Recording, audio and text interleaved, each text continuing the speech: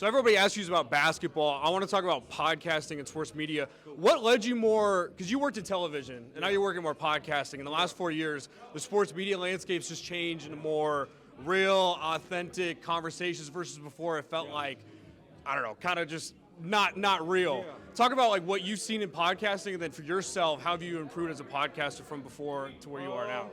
I just think there's been a shift. Not that, athletes weren't in sports media before I got there, but I just think there's been a huge shift in sports media.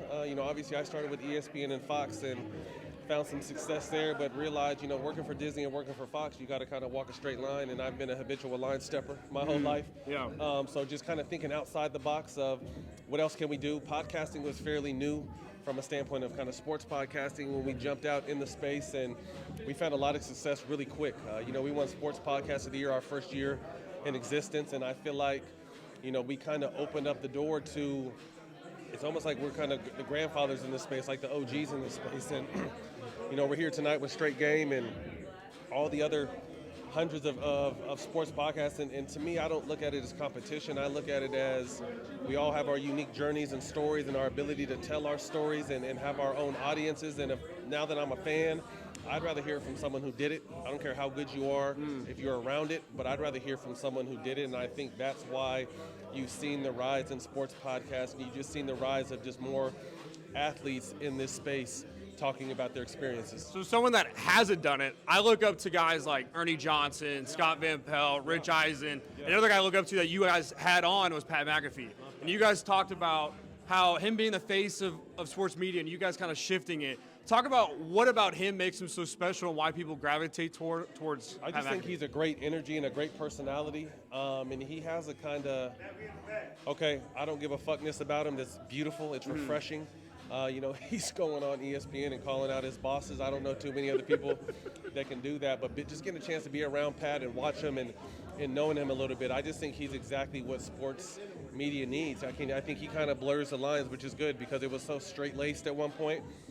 He's someone that can kind of blend things for all of us, and what he's been able to do with his show and what he's been able to do with ESPN, I just think it's inspiring for guys like you, guys like me that want to continue to make a living in this space. And he smokes the grass. And you obviously smoke the grass too. If you had to have your dream blunt rotation, you got to. You plus 4. Is that good enough, or do you need more people? Dead or alive? Let's go alive. Okay. Snoop, Wiz, Kenny Rogers. I want to get Obama high. And Obama. Yeah. I think that'd be a nice little rotation. Do you feel like there's a lot of people that smoke weed but are like, is the narrative on weed kind of changed, I guess? I think it's changed, but it's still a little bit of to each his own from a standpoint if you're willing to let the world know you do it. I mean, obviously there's a lot of people behind closed doors that are doing a lot worse things.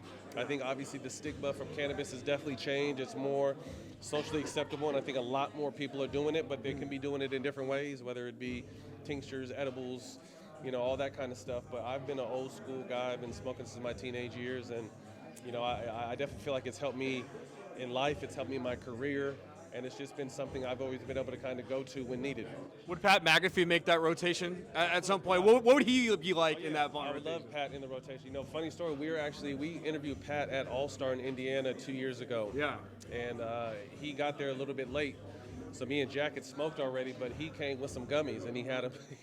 We made a clip, but he had some edibles, some mushroom edibles, I think, and shared them with us during the show. So, Pat's always a giving guy. A couple more questions for you. In a video, it came out that you said your favorite pregame meal was weed and pasta. My question for you is, what's your go-to snack and meal when you are high besides pasta? It's kind of changed now that I'm 45. It used to just be whatever was around. You get the munchies? Yeah, not anymore. I used to. But having kids, I have kids, and there's the snack cupboard is my enemy now. But now when I smoke, obviously I don't get munchies, but just being a little bit older, I just try to be more healthy and conscious of what I'm doing. So just a lot of water and a lot more fruit. But it used to be like the cupcakes and the pizza and just all the bullshit I didn't need to be eating. What's two more questions for you? I know you got to go. What's your dream guest? What's someone that you haven't got on the podcast yet for all the smoke that you want to get on? Top 5 people I want to interview: Obama, LeBron, Dr. Dre, President Trump, and who's the 5th? The Rock. The Rock. That's a good fight. My last question for you. Appreciate the time. What advice do you have to other aspiring sports media people that want to get in podcasting, like myself, 25-year-old? By the way, you saying thanks, or you allowing this, thank you so much. Like, this means the world. Just continue to grind, man. I just think, with these phones, man, the world is at the palm of your hand. Study up on your craft because there's a lot of athletes in there, but there's still plenty of room for people that haven't played, that have a love for whatever they're talking on.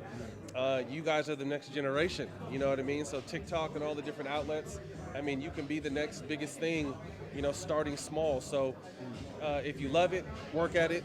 It's not, I think everyone thinks that this shit is easy, and it's not. It's a grind of putting shows together, getting the talent, editing, knowing the clips, knowing how to post, the algorithms and everything. So it's a full-time responsibility. So if you get in it, take it as serious as you would take another job, and hopefully you have success. Last question. Is this LeBron's last year? I think so. I think it is. I mean, obviously I know he'd love to go out with the championship, but it's just like the league is so young now that I don't know if that'll happen. But if it is, it's been one of the greatest careers of all time across any sport. And, I personally just want to thank him for the years of competing against them and just the years of enjoying his play. Thank you so much. I appreciate it. Thank you.